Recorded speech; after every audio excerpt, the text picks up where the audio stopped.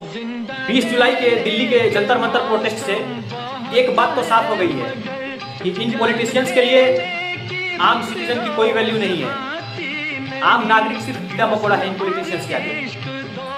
आप ये देखिए कि 20 दिनों से सोनम वांगचुक हंगर स्ट्राइक पे थे।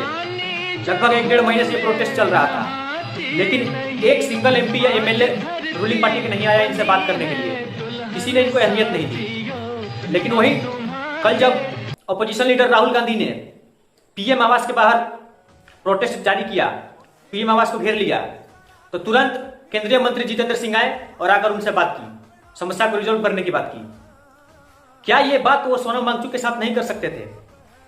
अगर ये बात आज से कुछ दिन पहले ही वो सोनम वांगचुक के साथ ये डायलॉग हो जाता कि आप हंगर स्ट्राइक तोड़िए, जो भी समस्याएं हुई हैं हम उनको रिजॉल्व करेंगे, सिस्टम को फेयर बनाएंगे, अकाउंटेबिलिटी तय होगी, एजुकेशन मिनिस्टर का रेजिग्नेशन होगा, तो शायद ये नौबत नहीं आती जो कल प्रोटेस्ट में इतना सब बवाल हुआ। लेकिन बीजेपी को तो घमंड हो गया है, क्योंकि वंस अ टाइम इन्हीं के एक लीडर ने कहा था बीजेपी सरकार में इस्तीफे नहीं होते, तो ये उसी का नतीजा है। अब तो छात्रों ने भी डिमांड रखी थी है कि जब तक इस्तीफा नहीं होगा तब तक तो ये आंदोलन रुकने वाला नहीं है, क्योंकि आप पब्लिक को बिल्कुल वैल्यू ही नहीं दे रहे हो। आपको जिससे बात करनी चाहिए आप उससे बात करने तक नहीं आए, और ये सब कुछ हुआ सिर्फ सरकार की ईगो की वजह से। सरकार अपने ईगो के सामने झुकना नहीं चाहती। सरकार के लिए ईगो पहले है, पब्लिक बाद में है। कल जो प्रोटेस्ट में जो कुछ भी घटनाएं हुई, जो वीडियो सामने आए जिसमें महिलाओं को पुलिस के द्वारा असॉल्ट किया जा रहा था, उनके साथ मिसबिहेव किया जा रहा था, ये सरासर गलत है।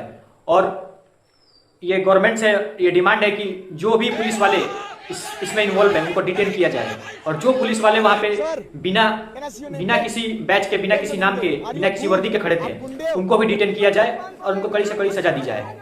और जो प्रोटेस्टर जिन्होंने पब्लिक प्रॉपर्टी को डैमेज किया उनकी भी जांच हो और उनको भी डिटेन किया जाए, क्योंकि सही वो भी नहीं है जो पब्लिक प्रॉपर्टी को डैमेज कर रहे हैं, चाहे वो पुलिस के आदमी हो चाहे वो आम प्रोटेस्टर हो। और एक बात आप समझिए कि जब इतना बड़ा प्रोटेस्ट ऑर्गेनाइज होता है तो आप इतनी बड़ी भीड़ को, 1 लाख से ज्यादा लोग वहां पे पहुंचे थे, आप उतने लोगों को कंट्रोल नहीं कर सकते हैं, क्योंकि उस भीड़ में अगर इनोसेंट स्टूडेंट आए हैं तो वहां पे कुछ एंटी सोशल एलिमेंट्स भी आ सकते हैं। इस बात का ध्यान सरकार को होना चाहिए, हमारी इंटेलिजेंस एजेंसी को होना चाहिए कि वहां ऐसा कुछ हो सकता है। हालांकि और समझिए कि अब ये प्रोटेस्ट रुकने वाला नहीं है, क्योंकि जिस इंसान को सामने आकर डायलॉग करना चाहिए बच्चों से, पेरेंट्स से, जो प्रोटेस्टर्स हैं उनसे, वो इंसान सामने आ ही नहीं रहा। यहाँ पे हमारे शिक्षा मंत्री को आना चाहिए, उनको आके डायरेक्ट बात करनी चाहिए थी, लेकिन वो सामने तक नहीं आ रहे हैं। प्रधानमंत्री कुछ नहीं बोल रहे हैं।